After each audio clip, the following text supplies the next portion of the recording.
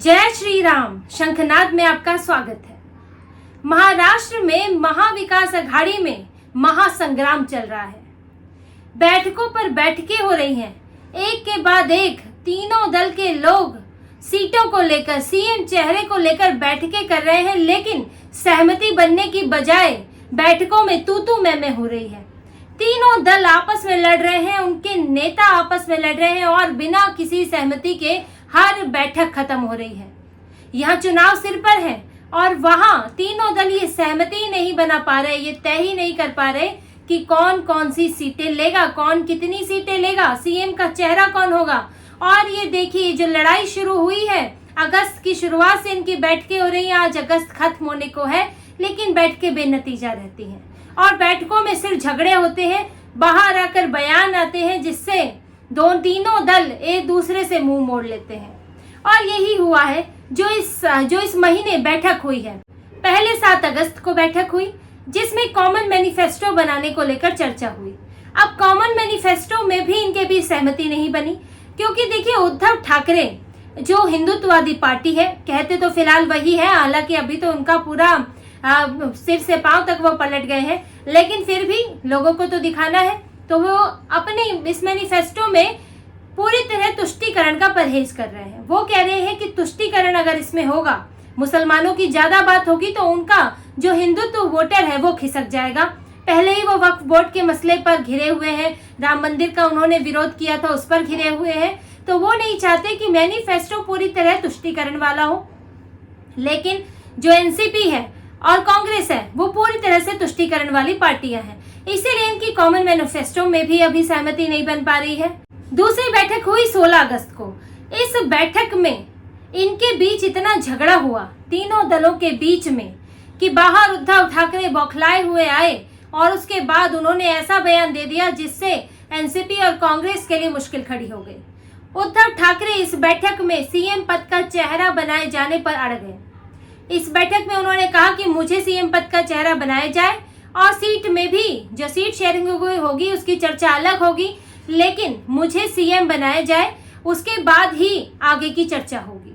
लेकिन एनसीपी और कांग्रेस शुरुआत से इस बात से इनकार कर रहे हैं। अब इससे बौखलाए हुए उद्धव ठाकरे बाहर आए और मीडिया में कह दिया कि एनसीपी और कांग्रेस का अगर कोई सीएम उम्मीदवार है तो मैं उसका सपोर्ट करूंगा। उन्होंने एनसीपी और कांग्रेस की मुश्किलें बढ़ा दी। उन्होंने कह दिया साफ साफ कि आप, अगर आपके पास कोई सीएम पद का उम्मीदवार है तो आप ले आइए, अगर कोई है तो, अगर नहीं है तो आप मुझे स्वीकार कीजिए, अगर नहीं करते हैं तो पार्टी को नुकसान होगा। तो वहां इतना झगड़ा हुआ कि बाहर उद्धव ठाकरे को आकर बयान देना पड़ा। यहाँ तक संजय राउत को कहना पड़ा कि अगर राहुल गांधी पीएम पद के उम्मीदवार बने होते तो जो कांग्रेस है, जो इंडी गठबंधन है, उसको 20 सीटें ज्यादा मिली होती। यानी वो सुनाने की कोशिश कर रहे हैं कि चेहरा होना कितना जरूरी है, जबकि एनसीपी और कांग्रेस ने साफ कह दिया कि सीएम पद को लेकर कुछ तय नहीं है और सीएम पद का चुनाव जो नतीजे आने के बाद ही होगा कि कौन सीएम होगा, तय किया जाएगा। एनसीपी और कांग्रेस इस बात से मुकर गए और उन्होंने कहा कि कोई सीएम नहीं होगा, ना हमारा ना उनका। अब ये इसके बाद बैठक हुई इनकी 24 अगस्त को। 24 अगस्त की बैठक में मुंबई की सीटों को लेकर चर्चा हुई और इस पर देखिए, बहुत बड़ा मामला अड़ा हुआ है मुंबई की सीटों पर, क्योंकि मुंबई में शिवसेना, जो उद्धव ठाकरे की शिवसेना है, वो अपना अच्छा असर रखती है, उसका अच्छा दबदबा है और यहाँ पर ज्यादा सीटें भी जीतती रही है। तो उद्धव ठाकरे चाहते हैं कि उन्हें मुंबई में ज्यादा से ज्यादा सीटें मिले, लेकिन एनसीपी और कांग्रेस भी इस बार चाहते हैं कि उन्हें ज्यादा सीटें मिले, क्योंकि पहले तो 2 ही दल लड़ते थे, अब तीसरा दल भी है और उद्धव ठाकरे अकेले नहीं है, उनको एनसीपी और कांग्रेस के समर्थन की जरूरत है। और क्योंकि एनसीपी और कांग्रेस ने लोकसभा चुनाव में अच्छा प्रदर्शन किया, काफी सीटें लेकर आए, कांग्रेस जो है 13 सीटें लेकर आई, एनसीपी जो है 10 में से 8 सीटें लेकर आई, तो इसीलिए वो ये चाहते हैं कि उनका भी इस बार शेयर ज्यादा हो और उद्धव ठाकरे अड़े हुए हैं। इसीलिए यहाँ भी जब 24 अगस्त को बैठक हुई तो वहां भी इनके बीच में एक झगड़ा हुआ और जिस पर कोई सहमति नहीं बनी। और इसकी बनगी ये है, देखिए, एक बैठक होती है जिसमें कुछ बातों पर सहमति बनी, कुछ पर नहीं बनी, तो बाहर आकर इस तरह की बातें नहीं की जाती कि झगड़ा दिखे, लेकिन जब मनमुटाव बहुत गहरा हो तो झगड़ा बाहर भी दिखता है और वही दिखा। संजय राउत 24 अगस्त की बैठक के बाद उन्होंने बाहर मीडिया में बयान दिया कि मुंबई की सीटों पर 99% सहमति बन गई है, यानी कि अब लगभग बात तय है। लेकिन एनसीपी कांग्रेस से मुकर गए। उन्होंने कहा कि अभी कोई सहमति नहीं बनी है और अभी इस पर और चर्चा होनी बाकी है।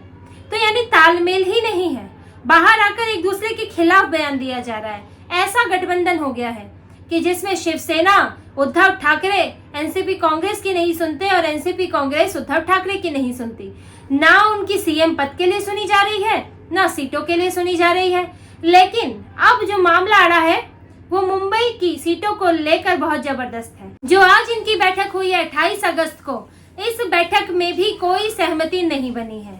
मुंबई पर अभी भी तीनों दल अड़े हुए हैं और इस बैठक में भी सिर्फ हंगामा ही हुआ है।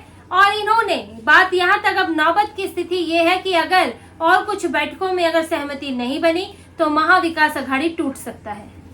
बैठक से बाहर आकर तो छत्रपति शिवाजी की मूर्ति की ये लोग बात करते हैं, उनकी मूर्ति टूटने का मुद्दा उठाते हैं, बदलापुर की बात करते हैं, लेकिन सीटों पर बयान नहीं देते। सीटों पर क्या कहते हैं कि अभी इस पर कोई फैसला नहीं हुआ। आखिर आपकी 4-4 बैठकें हो गई, कुछ तो आपने फैसला किया होगा, 10 सीटों पर ही किया होगा, कुछ तो हुआ होगा। मुंबई की सीट पर भी बयान नहीं देते, यानी जिस मकसद से बैठक हो रही है उस पर कोई बयान नहीं दे रहे हैं, यानी कि सब कुछ ठीक नहीं है, यानी कि सहमति नहीं है। और मुंबई की सीटों पर तीनों दल, अभी तो पूरे महाराष्ट्र की सीटों की बात है, लेकिन मुंबई की सीटों पर तीनों दल अड़े हुए हैं। और आप इस सीट का, मुंबई का थोड़ा सा समीकरण भी जान लीजिए।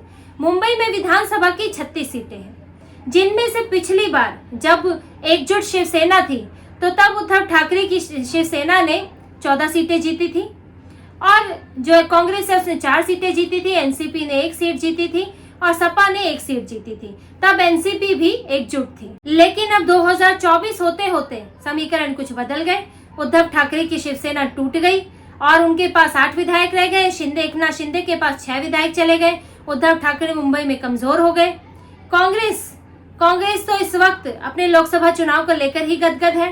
कांग्रेस की 4 यहाँ पे विधायक हैं, वो सोच रही है कि जो लोकसभा चुनाव में अच्छे नतीजे आए उसका जो है यहाँ भी असर दिखेगा, इसलिए कांग्रेस से पीछे हटने को तैयार नहीं है। एनसीपी की 1 सीट आई थी, लेकिन एनसीपी ने लोकसभा में अच्छा प्रदर्शन किया और अभी हुए लोकसभा चुनाव में महाविकास अघाड़ी को 6 और महायुति को 4 सीटें मिली थी।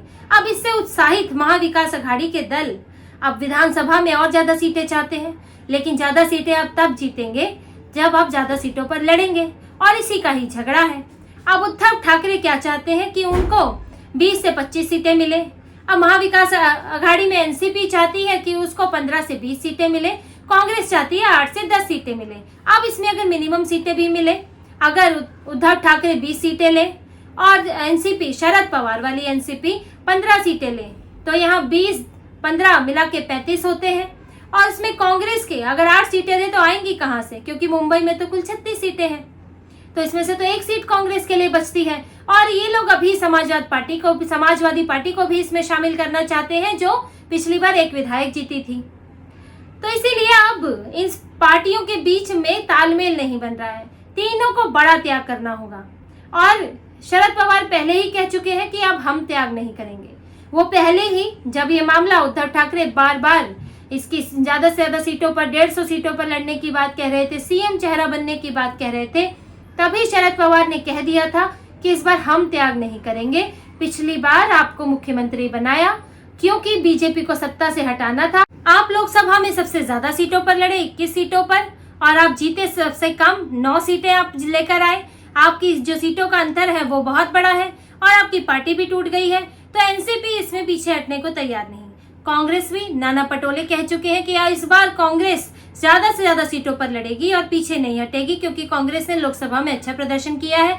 उद्धव ठाकरे जब यहाँ एनसीपी और कांग्रेस नहीं मानी, जब शरद पवार नहीं माने, तो वो गए राहुल गांधी और सोनिया गांधी के पास रिक्वेस्ट करने, उनके सामने गिड़गिड़ाने पहुंचे थे, लेकिन वहां भी बात नहीं बनी और राहुल गांधी ने उनको कोई भी सीएम पद का चेहरा बनाने से इनकार कर दिया और सीटों पर कोई भी नेगोशिएशन करने से मना कर दिया कि अब महाराष्ट्र की कांग्रेस की राज्य इकाई ही इसे देखेगी। तो उद्धव ठाकरे वहां भी खाली हाथ लौटे, कांग्रेस के आगे झुके, राहुल गांधी के आगे झुके, लेकिन उनकी फरियाद सुनी नहीं गई।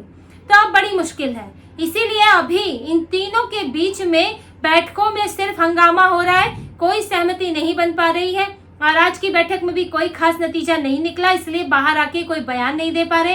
अब आने वाले समय में फिर कुछ बैठकें होंगी, लेकिन अगर बहुत समय तक ऐसा चला तो महाविकास अघाड़ी को टूटने से कोई नहीं बचा सकता। उद्धव ठाकरे अब ये सोच रहे हैं कि मेरे लिए यहाँ रखा क्या है, सीएम पद मेरे पास है नहीं, सीटें अगर मुझे मिलेंगी नहीं तो मैं बीजेपी छोड़कर आया क्यों, मेरी पार्टी भी टूट गई। तो उद्धव ठाकरे इसमें हो सकता है सबसे पहले इस गठबंधन से निकलने वाले बने और हो सकता है बीजेपी की शरण में लौटे या फिर अकेले चुनाव लड़े। लेकिन अगर सीटों पर सम्मानजनक स्थिति नहीं बनती है और यही झगड़ा चलता रहता है तो बहुत जल्दी महाविकास अघाड़ी में महाटूट होने वाली है। तो इसी तरह की और खबरें और विश्लेषण आपके लिए लाते रहेंगे। हमसे जुड़े रहिए, सब्सक्राइब कीजिए, कमेंट कीजिए। बहुत बहुत धन्यवाद। जय श्री राम।